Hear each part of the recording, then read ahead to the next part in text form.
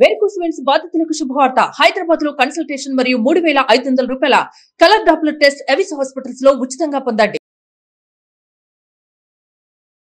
ప్రతి అవతార పరమార్థం, ప్రయోజనం, పూజా విధానం, స్ఫూర్తిదాయక సమాచారం ఒకే వీడియోలో ఉండాలనే ఉద్దేశంతో మేము చేసే ప్రయత్నమే power of God.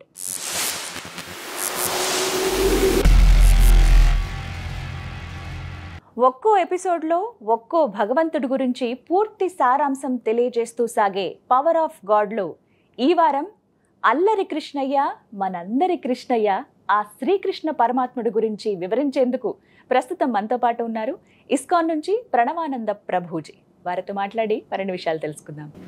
Hare Krishna ప్రభుజీ. Hare Krishna. Welcome to power of God.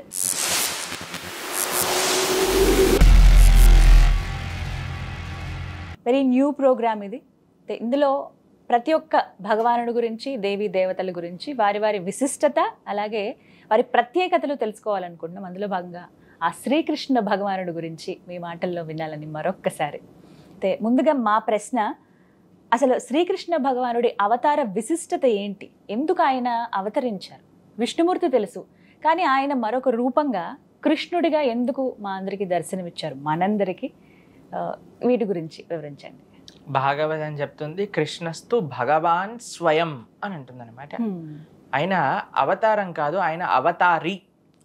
భగవంతుడు సాక్షాత్తుగా శ్రీకృష్ణుడుగా అవతారణ చేశారు, లేదా భగవంతుడే శ్రీకృష్ణుడు.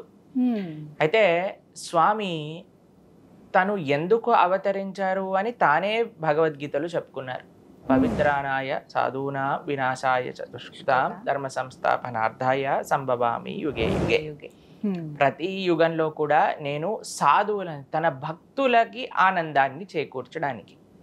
చాలా మంది అనుకుంటారు ఏంటంటే రాక్షసుల్ని సంహరించడానికి రాముడు వచ్చాడు, రాక్షసుల్ని సంహరించడానికి కృష్ణుడు వచ్చాడు అని అనుకుంటారు.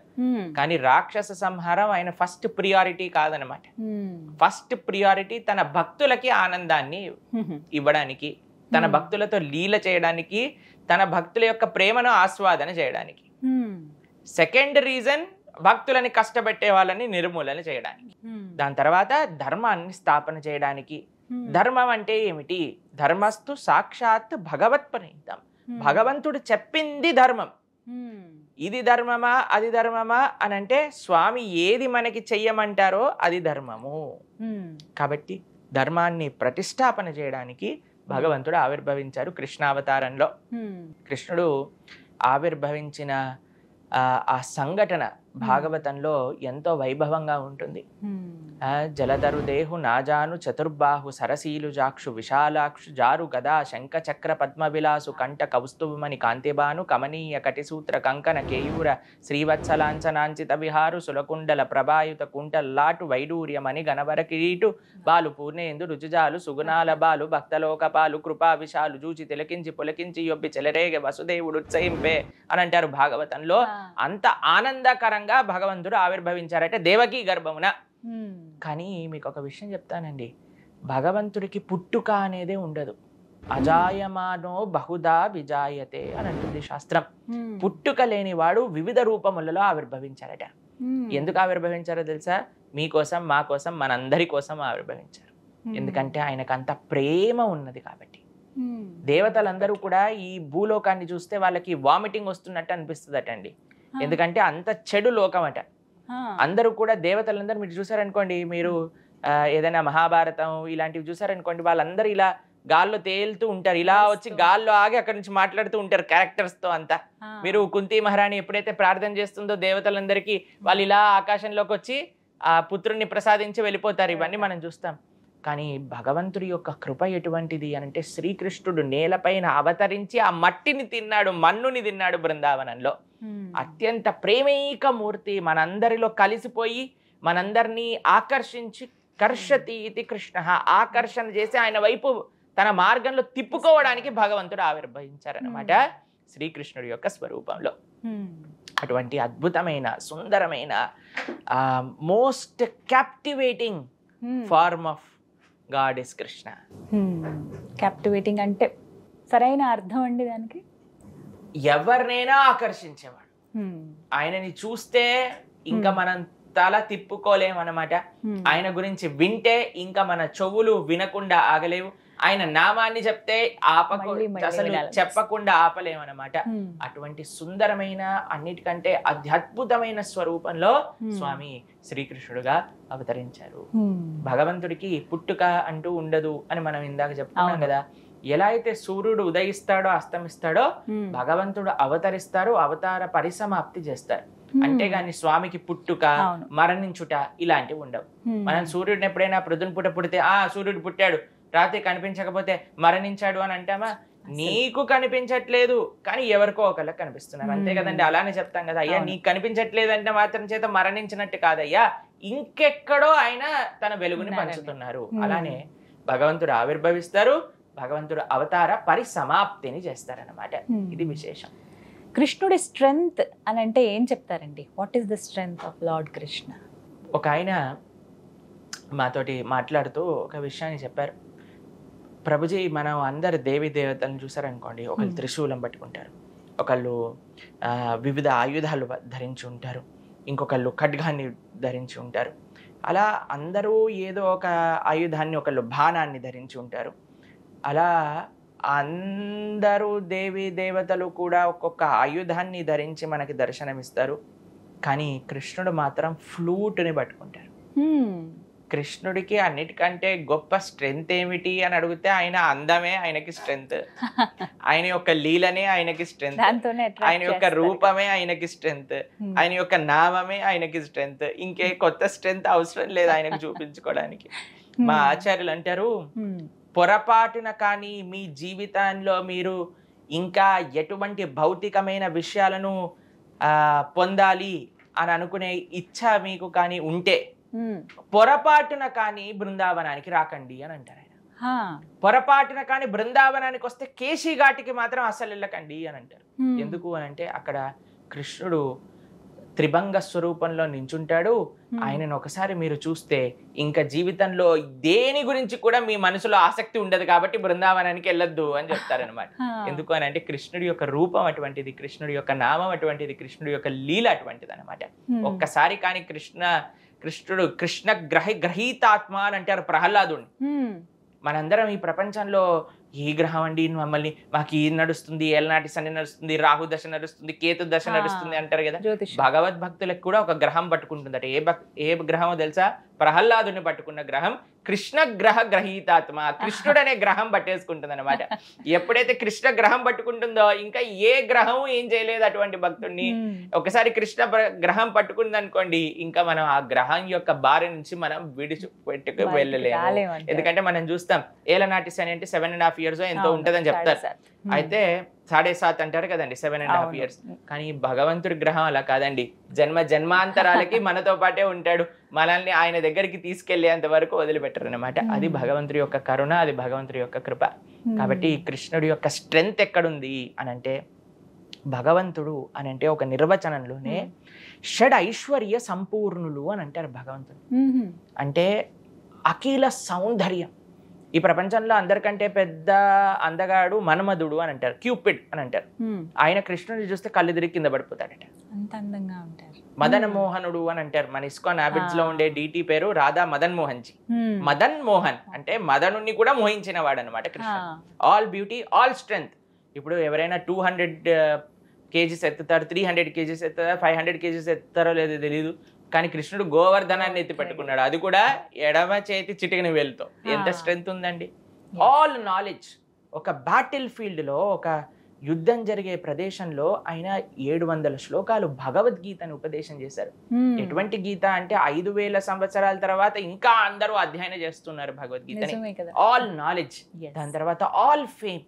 ఎప్పుడు కూడా శాస్త్రాలన్నీ కూడా భగవంతుణ్ణి ఎన్ని శ్లోకాలతో పొగిడినా కూడా సరిపోవట్లేదు అనమాట. అందుకే ఉత్తమ శ్లోక వార్తయ అని అంటారు. అన్నిటికంటే గొప్పవైన విషయాలు భగవంతుడి గురించి చెప్పినా సరే ఆయన యొక్క వైభవాన్ని చెప్పలేకపోతున్నాము. దాని తర్వాత ఆల్ వెల్త్. ఇప్పుడు చూడండి, ఈ ప్రపంచంలో లక్పతి ఉంటారు, లక్షాధికారులు అంటారు, కరోడ్పతి ఉంటారు, కోటీశ్వర్లు అని అంటారు. కానీ కృష్ణుడు మాత్రం లక్ష్మీపతి. కాబట్టి ఆయనకి ఇంకా ఈ ప్రపంచంలో ఉండే వాళ్ళకి ఏమైనా సంబంధం ఉందా? ఎవరైతే అందరు అనుగ్రహం కోసం పడుతున్నారు, లక్ష్మీదేవి అనుగ్రహం కావాలి, లక్ష్మీదేవి అనుగ్రహం కావాలి. అటువంటి లక్ష్మీపతియే శ్రీకృష్ణుడు. అన్నిటికంటే ఈ 5 లక్షణాలు చెప్పుకున్నాం కదా, 6వ లక్షణం ఆల్ రెనౌన్సియేషన్ అంటారు. పూర్తి వైరాగ్యం కలిగిన వాడు. మీరు చూడండి, అంత గొప్ప రాముడిని కూడా అయ్యా నువ్వు అరణ్యానికి వెళ్ళాలి, సరే అయ్యా వెళ్ళిపోతాను, ఎప్పుడైనా బాధపడి నాకు ఈ అధికారం ఉంది, నాకు ఈ రాజ్యం కావాలి అన్నారా? స్వామి ఆదేశం, పితృవాక్య పరిపాలన, వెళ్ళిపోయాడు. అంత గొప్పవాడైన కృష్ణుడు అర్జునుడు తన భక్తుడికి రథసారిథ్యం చేయడానికి రెడీ అయిపోయారు. కాబట్టి ఇటువంటి ఐశ్వర్య సంపూర్ణులే భగవంతుడి యొక్క పరిపూర్ణ స్వరూపము. అందుకే శ్రీకృష్ణుడిని మనం శ్రీ భగవాన్ ఉవాచ అని భగవద్గీతలో భగవంతుడి యొక్క వైభవాన్ని స్మరిస్తూ ఉన్నాం. శ్రీకృష్ణ అవతారం నుంచి ప్రతి ఒక్కరు నేర్చుకోవాల్సింది ఏంటండి? ఏం తెలుసుకోవాలి అసలు? రాముడి యొక్క అవతారం నుంచి అందరికీ ఒక విషయం చెప్తారు. ఎలా మానవుడు తన జీవితాన్ని ఆచరించాలో రాముడు ఆచరించి చూపించాడు అని. కృష్ణుని మనం ఇమిటేట్ చేయలేమండి. కృష్ణుని ఇమిటేట్ చేయాలి అని అంటే గోవర్ధనాన్ని ఎత్తి పట్టుకోవాలి, కాళీయ సర్పం పైన నృత్యం చేయాలి, పెద్ద ప్రహసన అనే పర్వతం మీద నుంచి దుంకి చూపించాలి. ఇవన్నీ మనం చేయలేము.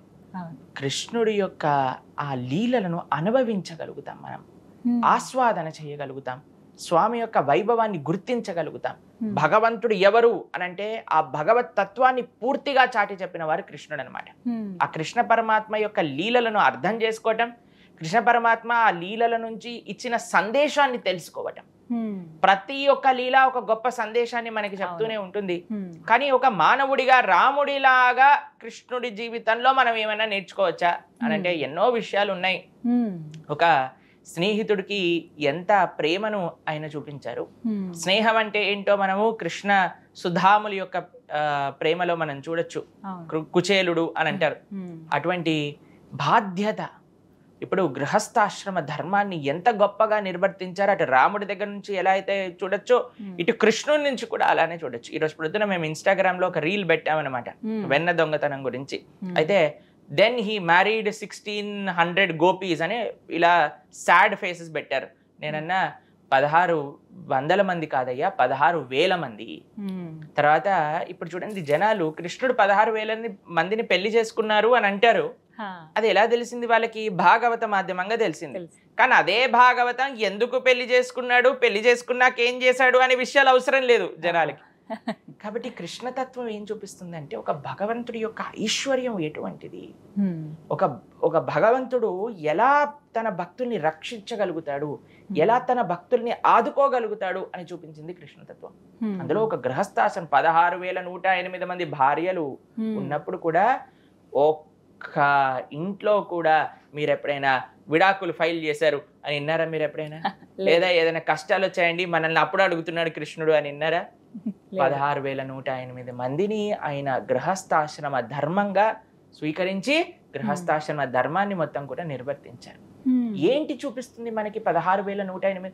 16,108 కాదయ్యా, 16 కోట్ల మంది వచ్చినా, 1600 కోట్ల మంది వచ్చినా, 16,000 కోట్ల మంది వచ్చినా కృష్ణుడు అందరినీ పోషించగల శక్తి కలిగిన భగవంతుడు అని కృష్ణతత్వం మనకి నేర్పిస్తుంది.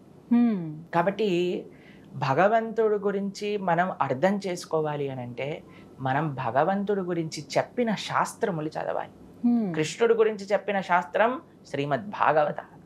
ఎప్పుడైతే మనం భాగవతం వింటామో, ఎప్పుడైతే మనం భాగవతం చదువుతామో, అప్పుడే మన కృష్ణతత్వం గురించి అర్థం అవుతుంది.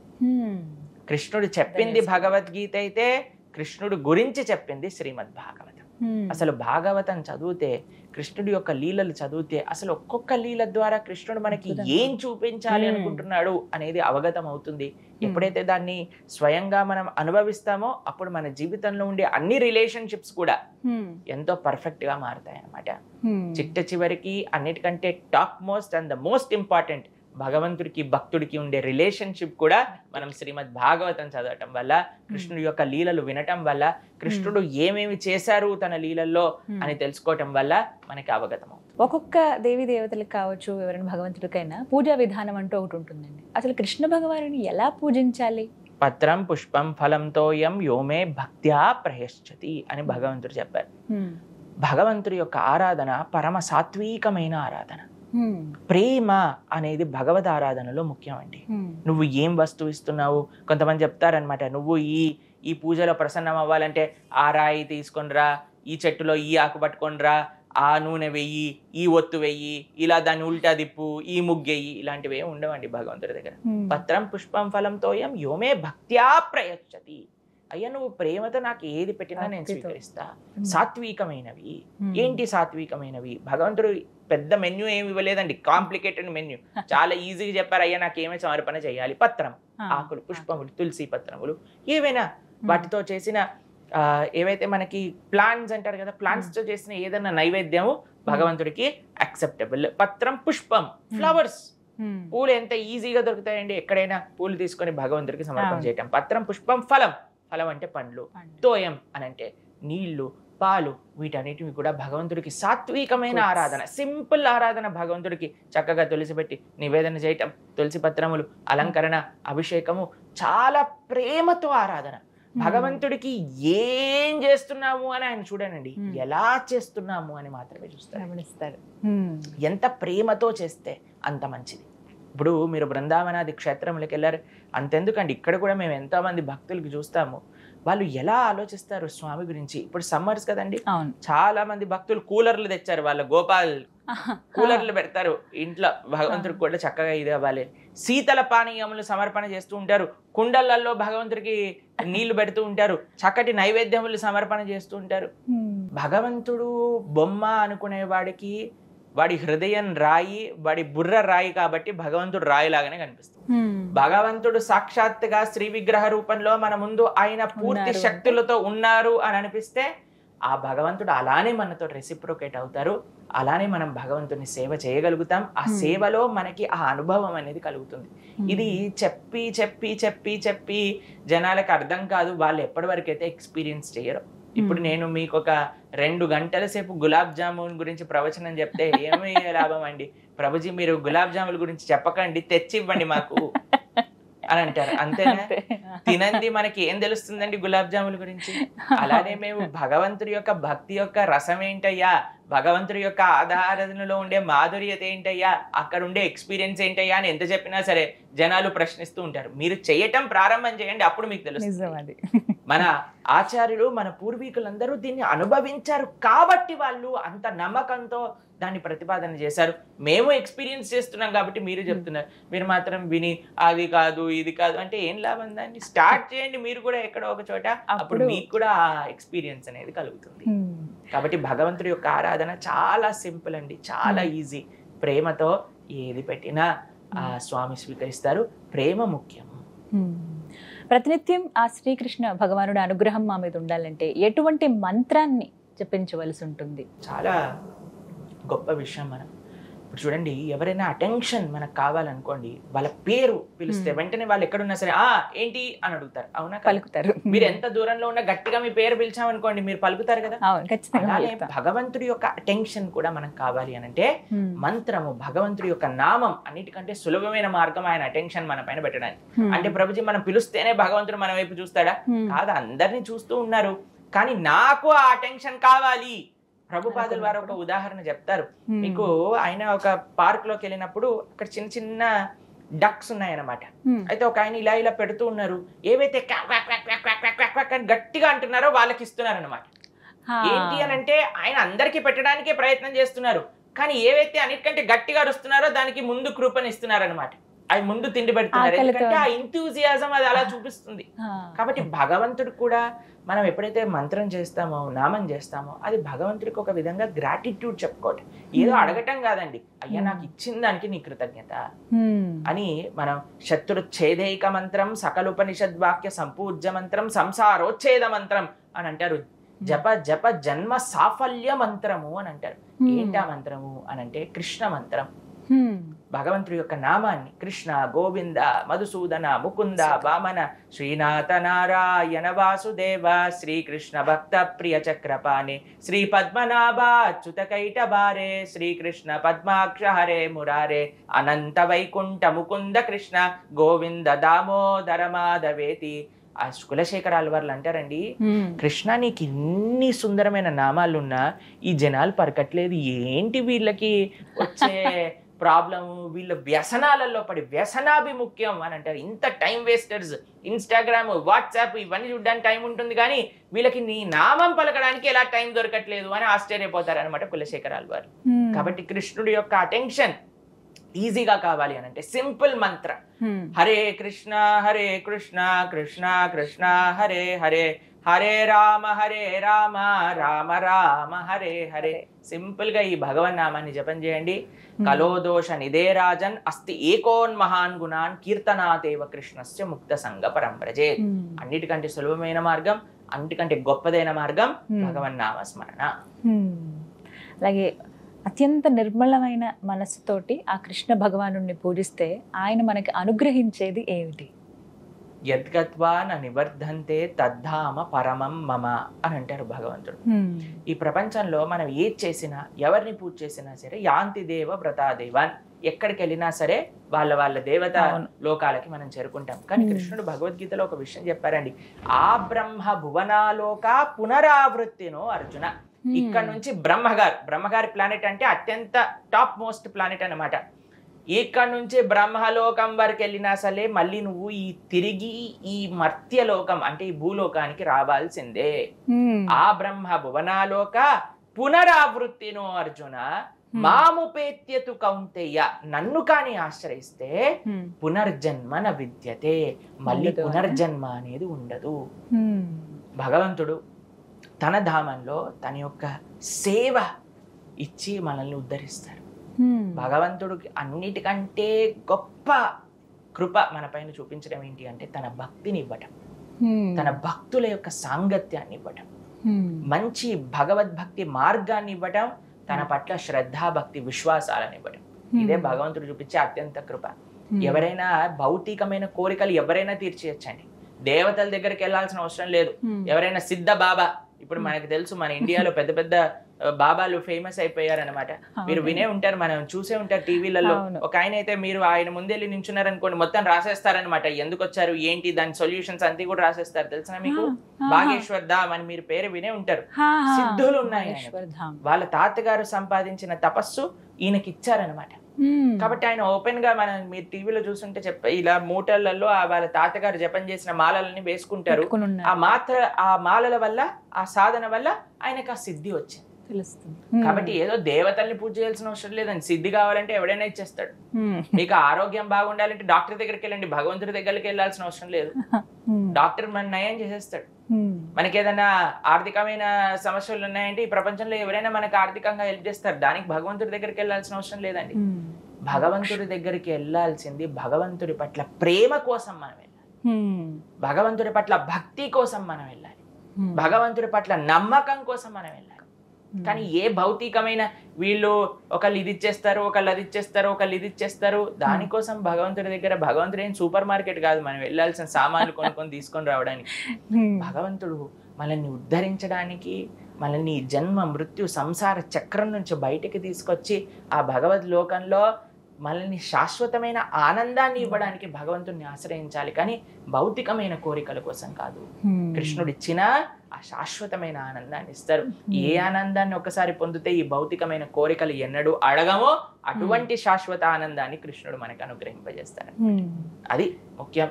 అందుకే కృష్ణుడు చెప్పారు, సర్వధర్మాన్ పరిత్యజ్య మాం ఏకం శరణం వ్రజ. అయ్యా అన్నిటినీ వదిలేసి, అన్ని ధర్మాల్ని విడిచిపెట్టు, నన్ను మాత్రమే మామేకం శరణం, నన్ను శరణు వేడు, నేను నీ యొక్క పాపాలన్నిటినీ తొలగిచ్చేస్తాను, చక్కగా నేను భగవద్ధామాన్ని తీసుకెళ్తాను. కాబట్టి చాలా మంది అనుకుంటారు, ప్రభు కృష్ణుడు ఒక్కడినే ఆరాధన చేస్తే మరి మిగతా వాళ్ళందరూ ఏంటి? కృష్ణుడు మూలం లాంటి వాడు. యథా తరోర్మూల నిచేషనేనా. స్వామి ఆరాధనలో అందరి ఆరాధన ఉంటుంది, స్వామి సేవలో అందరి సేవ ఉంటుంది, స్వామి యొక్క భక్తిలో అందరూ భక్తి కూడా ఉంటుంది.